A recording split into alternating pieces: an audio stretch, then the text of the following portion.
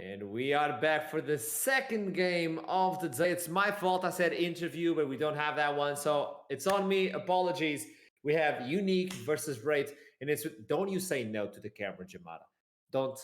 I saw your face and I know where you will be sleeping on the next week. So I'm on to you. UniQ versus Rate is such an important game due to the fact that these two teams need a victory as the microphone disappears from Jamada. They need a victory because that will allow them to almost secure a spot for playoffs. So it's a really important game for both of them. They're still tied up. These two teams are tied up in third place with 8 and 6. And there are 4 teams tied up on the same place. Yeah. Long story short, 10 team leagues. Typically, 9 is the hump to get over. You win 9 games, you make it to playoffs. So in terms of importance, this is just about as important as it can get. And not only that, I think because, Lightside have kind of been, slumping a fair amount the last 5 games. They've only picked up 1 win in their last 5. It's definitely very important to try and pick up these wins to catch up with them to maybe slip into top 2. Of course, though, however, you have to remember Lightside, albeit, yes, having a rough time of things, do this week have a very easy week. They have Lucent and London United. The expectation is, despite the slump, they should be taking these teams down. But the next week for them is where the standings will get interesting. That'll be Rising Dawn and Domino they'll end up playing. So very, very important matches next week for Lightside. Focusing on this game right now, though, because this is the important one.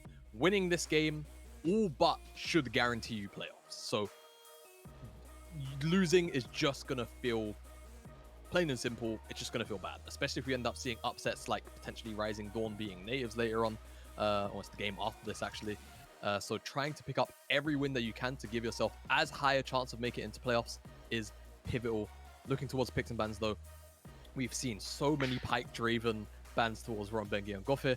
Now, because of that and all the target bans that we're seeing, we've got a bit of an overloaded draft. Seraphine first pick comes in. Oh, okay. Wow. Ezreal and Bard instantly picked up from UniQ. That is an interesting bot lane. We still don't know where the Seraphine is going to land in, but if you bring it to the bot side, there's not a lot of damage unless you play as a support and you bring something like a Cinder to pair it up. I have a little bit of light in my left eye, as you can see. But that's going to be a complicated one draft for the Raid. Yeah, and what's actually really important about this is the fact that they locked that in so fast means that they were prepped and ready for that first rotation to come in from Raid. The Viego is going to be followed up there by Julbu, and whether or not they decide to go towards that center is definitely the next question. When you're looking at Ezreal Bard and it's such a quick rotation, you'd normally expect that to come with a game plan. It seems like the answer is going to be the Alistar here. I'm not sure how much I really like that. I think when Norlis is up and you know that you're looking at Ezreal with a free lane as well into Bard, I think we just take the better skirmisher in my mind with a little more guaranteed lockdown into that Ezreal. But that's what they go for. We'll see how much value Velocity can get out of it. On the opposite side, UniQ, they've been hovering and toying with the idea of this Sylas for a little while. The Alistar ult is there. Seraphine ult can be very powerful, and it seems like they agree. They're going to snap that one up, and that can start to dissuade things like the Gnar pickup for Ko. I mean, not that he really leans into it too frequently anyway, especially into a player like Neos on the red side. It'll be a very tough blind pick. But now, UniQ get to target ban away more of Errol's picks. Seems like Cassiopeia going to be taken off the board, and I wouldn't be too surprised to see another very targeted towards Errol champion ban. Maybe even they just go for the Corki just to remove away the scaling, even though, it's not something that he plays a whole bunch of. It's one of those things that you'd just rather not have him on, but Shafty will get his Kayn banned away, and we'll see whether or not we get a secondary jungle ban. I expect it to probably be the case. That would be interesting. People deviating away from the Wukong and the Wukong and even Volibear. We saw another one on previous game, but this one is banned. So let's see if the Wukong is capable of getting some light. Nocturne is going to be the light that is not going to be get on the broadcast. So the shadow is gone. Yone as well. That champion is just as we move on the second rotation of the picks. I'm so sorry for always attacking your champion, but someone has to do it. Someone has to do it. At least it's not an Irelia, okay? I'll give you that. But if it's not one, it could be the other brother. And this is an interesting one. I was curious about that one. It's going to be the Rek'Sai into the jungle. So early power, a lot of damage, but if you fall back, you really fall back.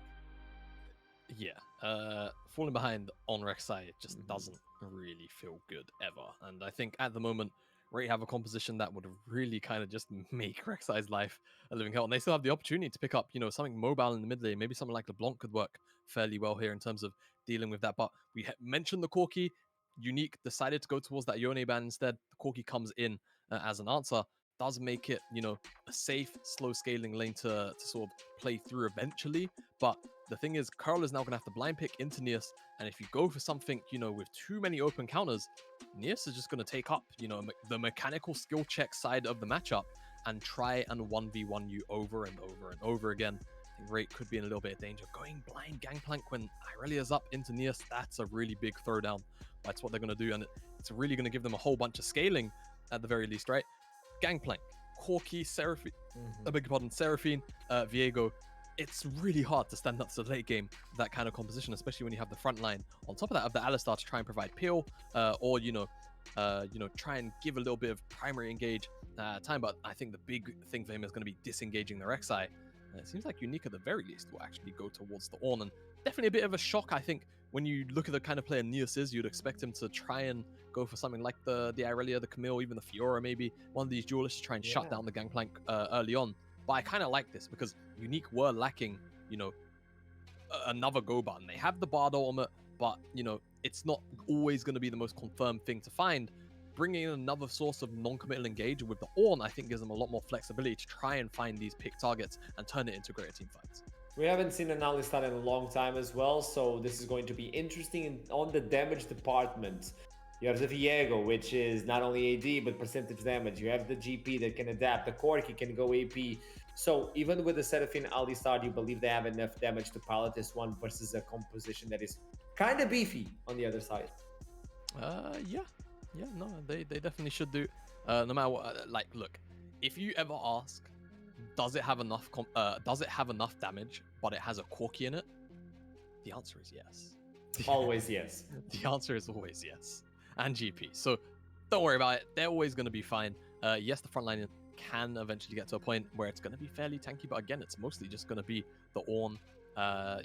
The Rek'Sai builds lethality these days. This isn't like, Rek'Sai of old, there would be, Warrior into basically full tank when Warrior was still a jungle item that you could purchase for AD. This is Prowler's Claw, Edge of Night, try to blow up somebody that's squishy and get loads of ganks off in the early game and snowball. That's the kind of jungler that Rek'Sai is these days. But I think a lot of setup in the mid lane, 2v2 in particular, and that's where I really want to see UniQ focus. I think for Rate, again, you've kind of got 3 scaling lanes, but you have a fair amount of setup, particularly from the side lanes, just because of the matchup. So maybe you can look for something there, tower dives, just outright ganks towards Neos, perhaps, if you want to try and get Gangplank going. I think the options are there for Rate, but UniQ's play pattern and sort of, preordained game plan looks a lot easier to execute in the early stages, just about executing it. So as we jump into this one, just trying to check if there's anything surprising. It doesn't seem like it, and at all going with that first strike, I think we're going to go back into the poke Corki and not the auto attack Corki. It also favors this sort of build towards the UniQ side. If you look into the top side, it's 8 and 6 for both teams, so both looking to get themselves back onto that almost secured leaderboard of playoffs. It's really important to be on the top 6 for the summer split due to the fact that you can just get promoted for Division 1. So far, it seems like Singularity is already confirmed as one of the teams that could go into that fight. On the other side, though, we're still looking if M&M are the one to go. They're looking like it, but it's a tough team to beat. So yeah, and even Singularity, it's kind of spooky now, right? We spoke about SNG kind of being the free team to match into and potentially, grab that Division 1 spot off of. But now, if you to ask me, I think they actually look quite strong, even with their roster. Yes, they're losing games still, but in terms of the grand scope of things, yeah, they could still, I think, potentially hold their own into some of the top of the table Division 2 teams now. And I think, yeah, M&M, it's almost a frustrating one to talk about because how high their ceiling consistently looked and then didn't. So I think we'll have to see how they get on. Not quite mathematically locked in for relegations, but likelihood is that is where they will end up going. But the team above them, Veneer, I think still have quite a tough run of schedule, if I recall correctly. So you never know, they could end up catching up. I think Eminem, however, have a pretty tough run of it themselves. I know they play SNG in the final weeks. I think they also play XL, and that's kind of the unfortunate thing. Whether or not they could topple the Giants, who, to be fair, have been tumbling over the last couple of weeks. I think they're on a 3-loss streak, aren't they? So definitely very plausible. But focusing on this game, the importance of it, of course, been speaking about a lot. Both teams 8-6. 9 wins is typically what gets you into playoffs. And with the standings looking as tight as they are, a win here in a matchup like this with your direct compare is very, very important. And I think definitely a little more so for UniQ, as we spoke about. Rek'Sai getting ganks early on. That's a lot of damage. You can't even get away. Apparently you can curl so low, but in the end it's going to be News taking that one. Almost slips away. Almost. Very much almost, but Shafty is first to the punch on the top side, makes that gank work. Curl flashes very, very late, trying to get towards Jorbu, maybe thinking he can save him, but he just can't. Neos blows his own flash, closes the gap, picks up first blood. Easy as you like. Really good stuff from Shafty. That first blood is going to give Oren such a powerful matchup. You now get the wave cleared. You get the cloth armor as well. It's a Sheen versus cloth armor, but you have a lot of HP. You have armor additionally, so it's going to be hard for the GP to pile that one. Rek'Sai's job is done unless it seems Shafty wants to pull yet another one. They see Curl, no flash available, and just burning this time away, it's more than enough to slow down this matchup. Yeah, I mean, the wave is going to slow push in, so it's not going to feel, terrible for Curl, but of course, it's always frustrating. Jungler camping a lane. Expect to see a lot of this as well. Rowan Bengi moving up from this bottom side of the map. Ezreal into Seraphine. Not too much going on. You can see Velocity was actually shadowing on the top side as well. Really great stuff from both supports. Because I think Velocity is just going to interrupt the base here. Oh, that's nasty. That is going to feel a bit annoying. Because the wave now is awkward. Yeah, Eden is probably now going to teleport back to lane. Yeah. The fact that Errol did as well. Could have maybe gotten away walking back had you got that particular base timer off, but it just seems like the answer is going to be no. And both mids blow their teleport very early on as Rotobengi moves back towards this mid lane off the back of his own reset. So again, expecting a lot of roaming from both of these supports, and we'll see how it impacts the mid lane matchup. Of course, Eden has a lot more setup on his side as opposed to Corki. Jorbu now sniffing around the bottom side, and it's actually UniQ that have the information that he's here. Shafty's on his way. Rotobengi gets the perfect stun, follow up by Shafty. That's way too much damage for the Yolbu. As they're going to follow this one for Hoist. The knockup is not quite there. He couldn't get underneath the earth. So they only take one, but it's an important one. And slowly but steadily, it seems like UniQ are gaining some ground on right. Yeah, and UniQ just leveraging the information they had. They saw Jorbu walk through on the tri-bush. And really great stuff from Rotobengi to just step behind Jorbu, get that Cosmic Binding down. Even though Jorbu flashes just too much burst damage, Shafty managed to get that Ferocious Bite in. That true damage E, so much damage on that first base. Executes him for it. Actually, very curious to know, as Eden is going to get a little bit of poke down. Can we click on Shafty? Because it could be maxing E. That was a lot of damage now that I think about it. No, he isn't. It's a W. It's just the Q max like normal. Definitely something we started to see a couple of patches ago, I think just after MSI, where Rek'Sai's were maxing E. Just because, if you can get stacked up, which you very often can very quickly, the scaling and the true damage from the E often kind of outdid what the Q could give you on a, champion target. If you're talking about farming, of course, Q is just going to make you farm a lot faster. Actual assassination threat, max E was definitely giving him a lot more value, or her. But it's still true damage when you get the max rage coming in from Rek'Sai. It's more about how much extra damage you can get so early on. Because it's a lot quicker to get from, let's say, level 6 to 9 than it is from 9 to like 12/13. Just because, the XP scales upwards per level.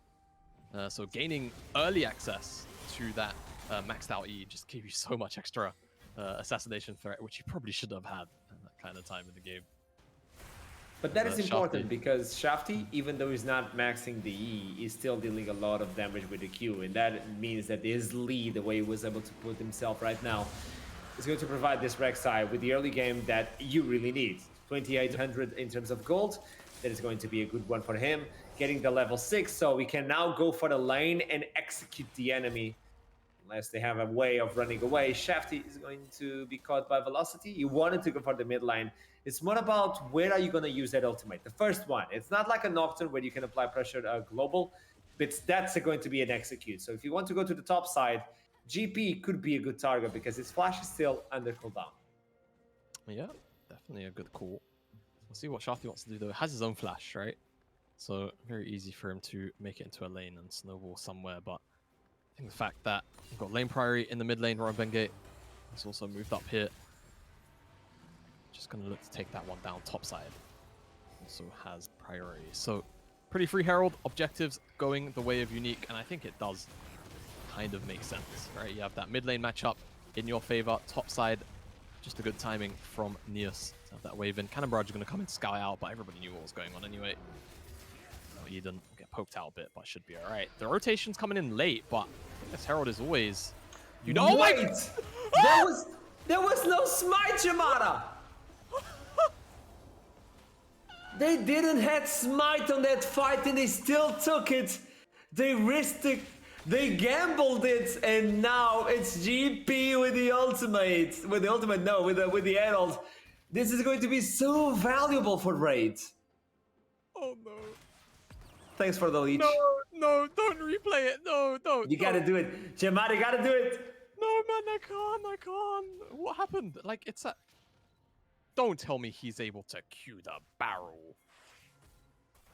Oh, come on. Man. 9:33 at this point. This is a huge mistake from UniQ, and the even unique mistake is right now have the opportunity to just push on that top side. Eventually, Jilbo goes there to try and make sure that the gank is not going to appear. It is a weird timing now because you know what lane is going to be dropped off, but can you be there? If he's going to die, Nilus, be the perfect timing, but now, okay, you know Rotten Bang is not on the bot side. You don't know where Shafty is, so you need to be careful of that one. Curl is capable of going back to base, gets the boots, so he'll be running back top. It's a Frostfire versus a lot of items on GP. He has to push the lane in order to use this one. Yeah. Sorry, I'm still recovering from... I know. It's tough. In this heat as well, I had to watch that. I can't. I am struggling. But it's definitely a big lifeline, right? Because you could definitely start to feel UniQ's pressure start to mount. Eden just gonna take away this Alistar ult. Maybe a bit of an awkward timing. 2 minutes away from the dragon. Is that ultimate? I can't remember how long Silas can hold on to ultimates for. I think it's... I can't quite recall if it's variable to the ultimate he steals or not. It's either that or it's just a flat 60 seconds or so. Maybe 90 that you can hold on to it. How much you can hold it? Or how long you can hold on to it. Yeah, I think it's a preset timing. And talking about preset timing, it seems like Curl is on the timing to go back base. That's the damage. Prowler's Claw amplifies it up. And you have the Herald, but you're the one. It pulls in the tilt. But you're the one losing in the plates. They're going to chime on that one. They want to take the more plays they can take, the more the merrier. And that's exactly it. Eden just needs to hold down the line. All these two guys. And meanwhile, the top lane is just being brought down. Yep, seems to be the case. And especially because Cole has the Rift Herald. If they're able to redive him, honestly, it might be kind of valuable to stick around and try and make that work. Nia still has teleport, and Coffee is being dove down here. That's Eden that comes in. Now Julbu's on the wrong side of the map. Bard is rotating instantly. He finds the Viego.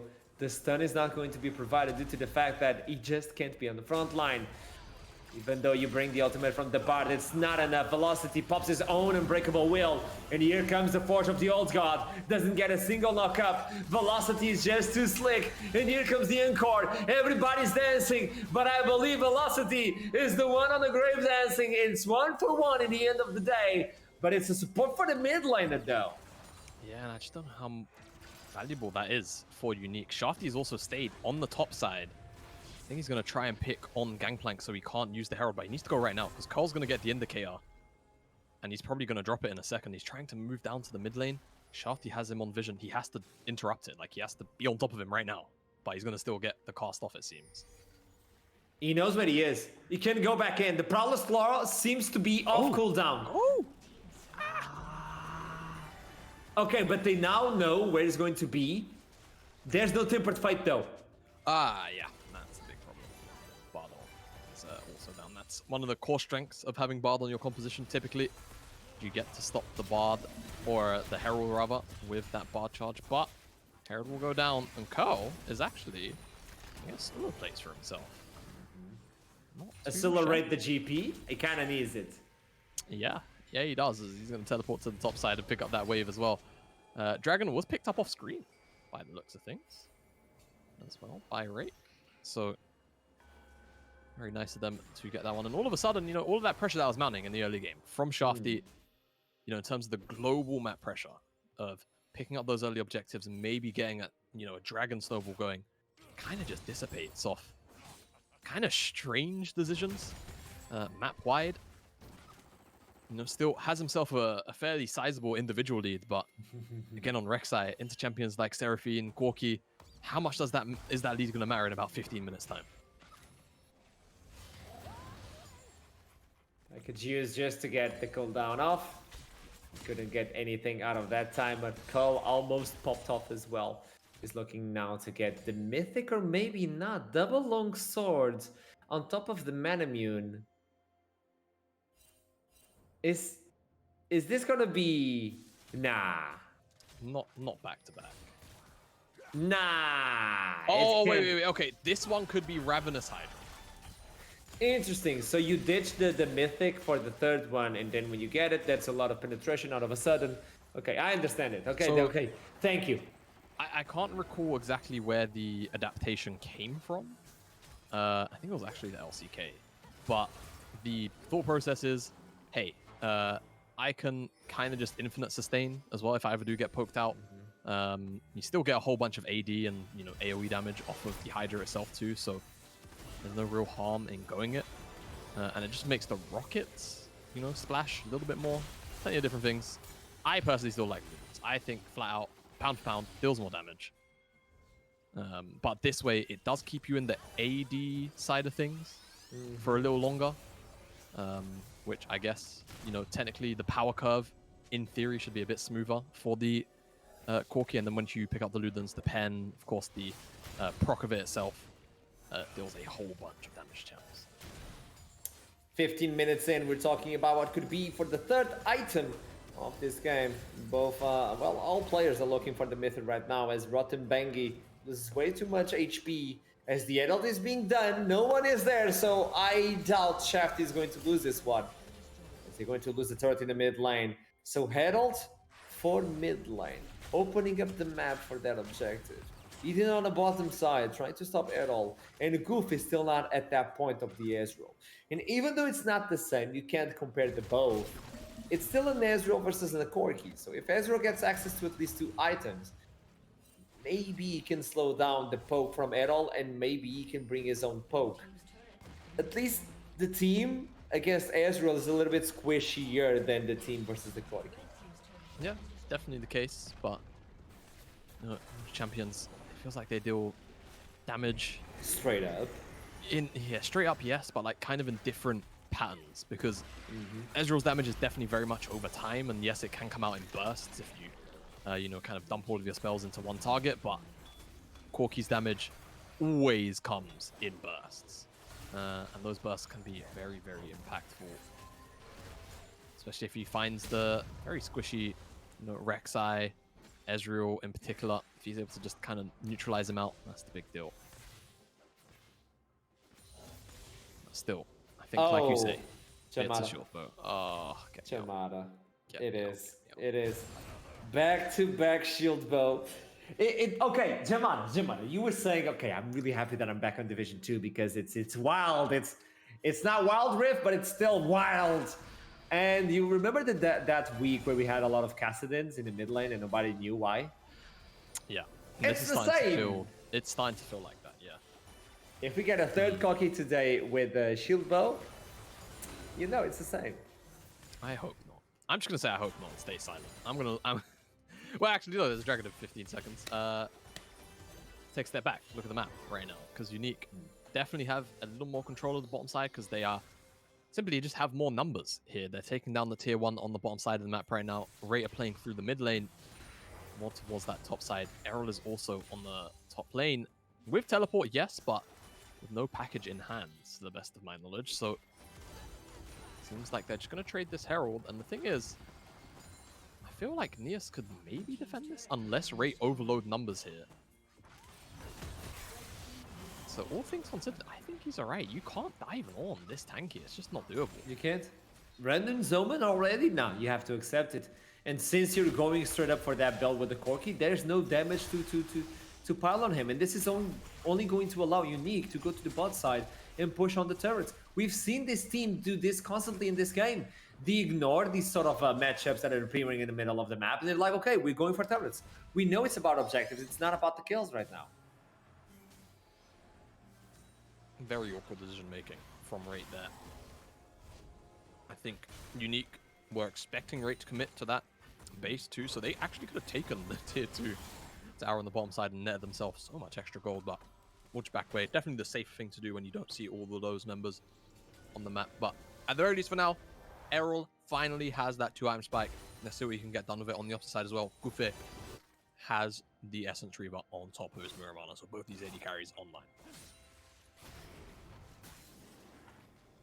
19 minutes in, we're about to reach that 20-minute mark, and teams are glued up in terms of gold. Turrets, it's a little bit of an advantage towards UniQ that are trying to get more of that in the map. And since we're talking about the map, the mid lane has been open for both sides, so fighting for the vision should be an important deal right now. As Rotten Bangi is still making his mythic. He's still looking towards it, and it seems interesting. It's going to be the Leandries as well for the Seraphine. I've seen a lot of builds. I know it gives you a lot of wave clear, and it's not like you need it because you have a GP and the Corki, but the Corki is not going for that poke, so maybe you need it. Eden is just going to slow down. Here comes Alistar. Unbreakable Will is developed, so that's why he's going to re-engage as the TP is going to be channeled in. It's Nuyus going into the top side. Unbreakable Will for Unbreakable Will. Then Velocity is running away as Jubu is going to provide some assistance, and covering is Retreat at all with the Shield Bow and the Man Immune. Just auto-attacking on those minions, something we don't quite get to see on the Corki. That was the Season 1, Season 2 sort of playstyle. But now it's a fight for the battle. We know at the timing as Carl is going to get a visit from the jungle. The damage is just not there. The armor, but in the end, with the ultimate, that's more than enough. Velocity limping away. And talking about limping, Goop is going to be taken down by Jubo. And this could be the team going for the battle. Yeah, I think they could. Errol's going to base and probably pick up the package, and they're going to start this up. This is a pretty big throw from UniQ. I would really like a replay after this sequence of how the hell Neas died. He was almost full HP. So, Rate, they start this up. Teleports are coming in after spending a little bit of gold. Velocity is almost dead, so he can't tank it anymore, but they're committing to this. Neas doesn't have teleport. Carl does, so this is still 5 versus 3. Let's see how it unfolds. Shafty's here now. They can go for the 50-50. Eden, if he gets those missiles, that would be powerful, but he's missing on the big ones. The route is perfect as the package is going to be delivered. Eden goes into trade, still it doesn't quite get it because it doesn't have a smite. And now at the end of the fight, Nuyus approaches again, and it all just flashes away and say, well, goodbye. And here comes, what? Juba once more. He takes the gate. Well, that was an anticlimactic gate for the triple kill of Jubo. And then all of a sudden, right out on the scoreboard, they have the pattern as well. Everything is going according to them. Yep, they just flipped the game on its head. Neas ended up, I guess my only expectation is he just overextended, gets caught out by Ray, and then that turns into a Baron attempt. Have a replay. Let's see what happens to Neas, because he was, I mean, you know, 75%-ish HP. Just walks up, gets comboed, CC downs. He just can't move. He just can't move for like 4 or 5 seconds. Gets killed. Robengi, Gofe, they have to go on the retreat. Gofe clipped by Jorbu in the Ornn form. Just gets run down really easily, and that's just how it turns into Baron. And actually, if we keep the replay going, we can fast forward it to as the Baron is about to be executed. I really want to highlight Bard's ultimate here, Rotobenge's ultimate, because what it does is it actually keeps Julbu in stasis. And it's pretty clever because what you'll see is Shafty goes into the pit at, I think, just a little bit over 2,500. Unfortunately, they weren't able to burst out the Baron at this timer, but the ultimate locks Julbu in place. And imagine if they were able to burst that Baron down whilst Julbu literally could not smite. That would have been an absolutely sick play, but come out of the replay. Dragon spawned in 15 seconds. Now it's Rate in control of the area. And that's the thing. I think it's mistiming and miscommunication. The plan was perfect, but Shafty went way too soon without the ultimate from the Bard, and he couldn't stay because it's Rek'Sai. You're squishy. You have the Edge of Night, and you have the Prowler's Claw. You deal a lot of damage, yes you do, but well, you take a lot of damage as well. Talking about damage, Curl is on a positive side of that one, even though he was camped. We saw the tint from New Use, but in the end, it's still a GP. Yeah. Gangplank being Gangplank. What can I say? Poor early game. Not necessarily by his own means. Come back into it with an absolute bang. Lord Dominic's in his inventory now. Knows that, yes, they were pretty tanky frontliners. Engage coming in from UniQ. That's the engage. Good in court, allowing Break to get some sort of team fight. Eden is on the backline, but Errol with the auto attacks. Hoyes is going to be killed eventually. Shafty takes way too long to take down the Seraphine. And in the process, he dies. And look at the casualties. 3 members, but only 1, and that's the support AD carry, whatever you want to call it. They can just push away. They have the Baron buff. They still have a little bit of timing on that one. At least 16 seconds. They need another wave. It's collapsing right now. But I don't think they'll be able to take the turret. Eventually they can do it, but they can't go for the inhibitor. Honestly, if they committed, I think they could have. I think this is a bit of a mistake from Curl and the rest of Rate stepping away in the very last second. I'm just playing it safe. Definitely understand it. I just feel 2 versus 4 health bars, a little bit chunked, yes, but think about the members that are up. It was just Nias and Rotebenge. Maybe it was Gufe, actually. I take that back. But either way, you'd imagine they'd want to try and break the base, but very unique. A bit of a lifeline, in my opinion. Of course, doesn't necessarily mean it would have been 100% a takedown, as replay comes in, caught by that ultimate Hoises. And he's kind of just CC down. You see, eventually, the Rek'Sai managed to get onto the back line. Eden does his best, but just misses out on the Corky Rocket, or was that Errol's Corky Rocket, I believe. Either way, Shafty has to kind of split focus because he wanted to come in, maybe attack Curl, maybe attack Errol. Had to go towards the Hoys, towards Seraphine, and ends up getting bursted down for his troubles. Not a tanky build, and then yeah, they're healthy enough. Yes, this wave gets killed off, but they stick around. I think they could have had this, to be honest. Force it off with your bodies. Damage from everybody would have been a-okay, but Baron doesn't end up breaking the base, and we're going to be here for a little while. SS River completed, so it's the same item path that we've seen before. Corky is going for that one. 1 item away, or a few components away from the Infinity Edge on the GP. So those are powerful moments we'll see, yes? Probably going to be the Collector. I think he's done it backwards because Nias is really tanky and Eden also has. Makes sense, yeah. What else you're missing out on damage? Yeah, you're missing a little bit of damage. A little bit. Topside Hoys going to be the one getting engaged. Tempered Fate is good enough to slow down things. The ultimate from the Arn doesn't deal as much, and the Incord is going to just lock him in. They take their sweet time to kill him, but in the end, they do get him. It seems like UniQ are looking to go for the turret, and this two-shot barrage could slow down the recalls. Is so close, but they know now that he was able to get the recall. The tunnel is kind of blocked. He doesn't have a passage. He doesn't have a ticket, so he's forced to fight. And meanwhile, Velocity is just pushing him away. And there's no way the Salas would get close to this one. The minions will help. Maybe there's a little bit of sustain. Ethan gets pushed away, but he kills him in the end. It's a 1 for 2 or 3 at the top of this fight. Yet again, Rate are just better on team fights.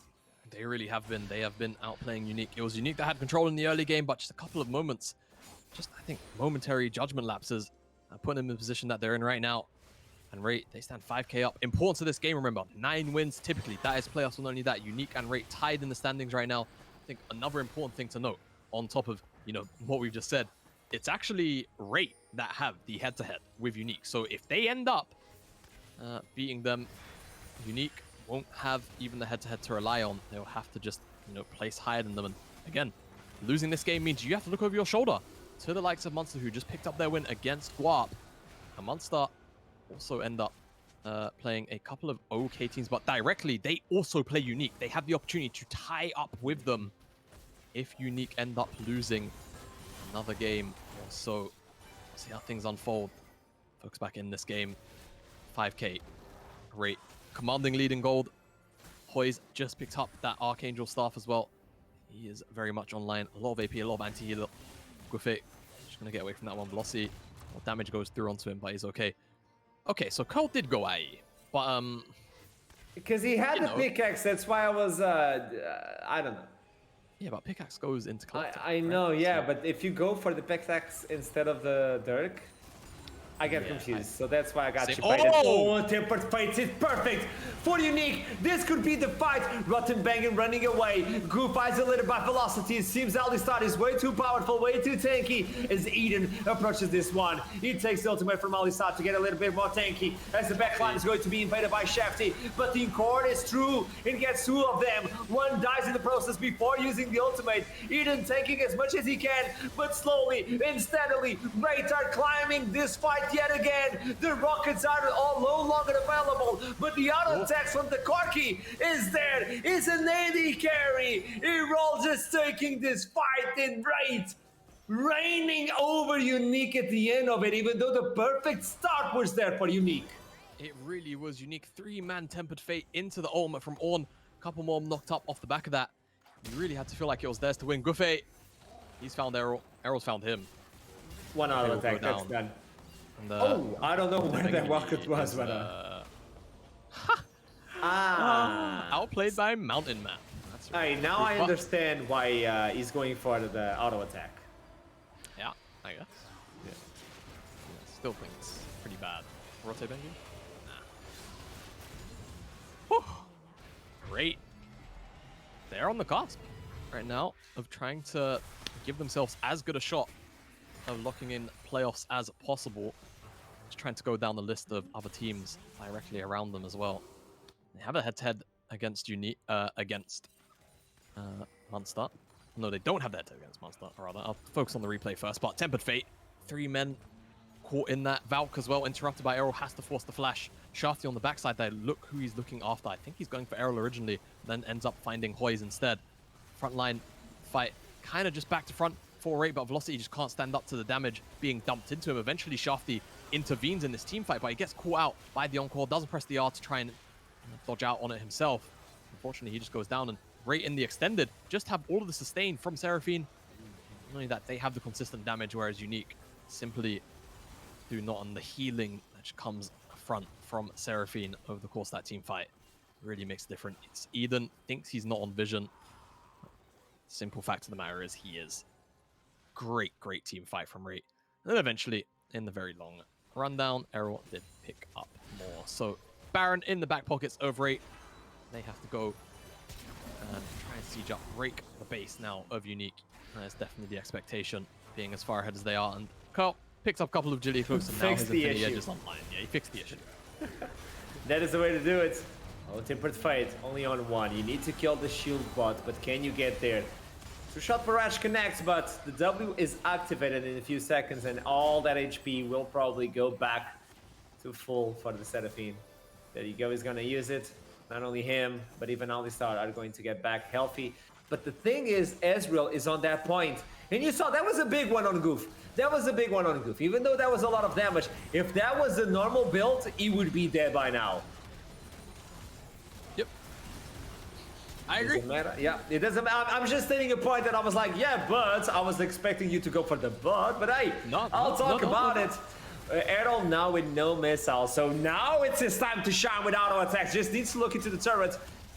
Just auto attack it away. That siege minion empowered by the Baron as the bot line is pushing as well, trying to help the other side of the map. And the HP bars are so low. One battle should be enough. Misses the timing, almost gets it done. Two-shot barrage yet again, but the minions are kind of buffed up now right now. They've been curling. They've been jogging. That way, those are tough minions to deal with. The Nexus Turrets are going to be connected with those minions, and Eden is looking for the flank. Shaft as well, but if they want to do this, they need to go for the support, and it's not Rottenbangi, but that's an encore that goes wide. Nobody wants to listen to that tune. It has been on repeat for the entire game, and I think they just skip it, so they need a few minutes to get back on track. Eden with the Zonias and the Unbreakable Will, question mark on that one, as Jewel and Velocity are just zoning him out, and that means that the Servants can be brought down. The first one is already on the ground, collapsed. And they still have those minions. No more Baron buff, so this could be the fight. That's a good knockup. Velocity stops the engage from Neus. And meanwhile, on the backside, Hoyos is going to be the focus. Shafty is in the middle of it. Curl is still alive somehow. Look at the HP bars as the counter barrage is there. He presses R, and Julius is on the back line trying to do as much as he can, but Julbu is dying. That's 1,000 gold shut down. And Wraith are not capable of finishing the job. They're not able to finish out this team fight right now. Hoy still has teleport, so he's going to go back to base, regen up, try and heal everybody back to full. Oh my god. Crucial barrage clips. We're going to let it now, man. Looks like they're chasing it. Oh my goodness me. The fights have been 5 minutes long. Help me. Holy Timo. Velocity and AD carry. Okay, take it away. Well, take it away. Take it away. It's all finished, but when it's all said and done, UniQ, they lose Inhibitor, they lose the Nexus Tower. Rate pick up a lot for that. They're just going to be able to go back towards the Dragon and look towards Soul, back of a couple of resets. And UniQ, if they lose this, I think losing Soul, I mean, they're already struggling to deal damage, generally. I think if they have to stare down a Mountain Soul at the same time, this game is simply done. I don't think anybody will really be able to help get through. I mean, what's the worrying thing is that the rate composition itself isn't particularly too tanky. It's mostly relying on the sustain from Seraphine. Velocity obviously has his ultimate, and you know the items he has. As Zonia's actually is pretty funny. And Jorbu after Divine Sunderer, DD into Deadman's Blade. So full armor. Doesn't really care too much about Eden or Neus. And you can't really blame him. Sidus hasn't really been too much of a threat after the early game. Now UniQ. I mean, at the very least, they'll have a couple of these items handed out before this team fight kicks off. But again, are they even really going to make it a team fight? Because right now, look at the minimap. They're on the top side of the map. Seems like the answer is no. They don't want to contest it. They feel like they'll lose. So they're going to give this one up for free. It's the Mountain. It's already complicated to kill them. Yep. Giving the soul away? That's really weird. Okay, Prowler's Claw for the Ezreal. There's not a lot of armor on the other side, so at least the value will be high. You have the Citadels as well, so you need to bypass that, but Ezreal also deals a little bit of magical damage. Let's see how they fare this one. There's no empowered minions this time, Jamar. No, not this time. Without the Baron, it's going to be tough, but the Mountain Soul Shield is going to be really obnoxious. I mean, look at that. They all get hit by it, but no one takes damage. Yeah. Errol going to be forced to use that package. Package, of course, makes you unstoppable. Unlike the regular Valkyrie, so he's able to get out of that one scot-free. Baron is up on the table, and I don't think UniQ actually can take a zoom out. Do UniQ even have any vision in the top side quadrant of this jungle here? Because I think they're just walking into complete darkness. As Rate, they're just going to start this one up, and it's burning fast. AD Corky, one hit. It's at least good at that. Oh! My heart, my soul, my liver goof is so low. Doesn't have flash, doesn't have anything. The Arcane Shift comes in, but it's a parlay with him. The heal was not even used. I don't think that would keep him alive. And Dior now separated from his brethren. He's breathing in. He's looking for the minions. The Baron buff is already completed. And the Encore yet again is going to be dodged. But this means Hoyes is alone. But the shield is too high, too big. As a double kill comes in for the Seraphine. And now Shouty trying to get the cleaning duty. But Curl comes in to clean the rest of the fight. 1200 damage on one battle alone. On every single one. That's about half HP from Shafty. He's thinking about it, passing it, but you can't really get close to this team. Right, we're just superior today, and UniQ fall flat in the Rift. Yes, they do, and Rate, with this victory, go up to 9-6, all but mathematically lock themselves in playoffs. That is the important part. 9 wins is so hard to not make playoffs, and I think when you look at the remaining games they have, their next 2 games, Lucid, London United. If they don't win those games to make it into playoffs, at It's that on point, them. it's on them. Like, I don't know what else to say. So taking that win, not only that, keeping UniQ at 8 now and 7 means that they have the head-to-head directly with them. So even if there's a world where Rate do lose a couple of games and, we see a situation where 9 wins maybe is enough or isn't enough to keep you securely safe, they would be able to knock UniQ down in that regard. So massive win for them. UniQ still have to try and find their form. They've got a couple of, pretty hard matches still to come up against. So losing this, it's going to feel rough. They have to pick up one more win out of their last 3 to at least give themselves a shot at making it into this top 6. There's a lot to talk about this game and with the players as well. So that's why we're going to toss it to the break before we jump back with interviews. I hope I'm not wrong. I'll see you in a minute.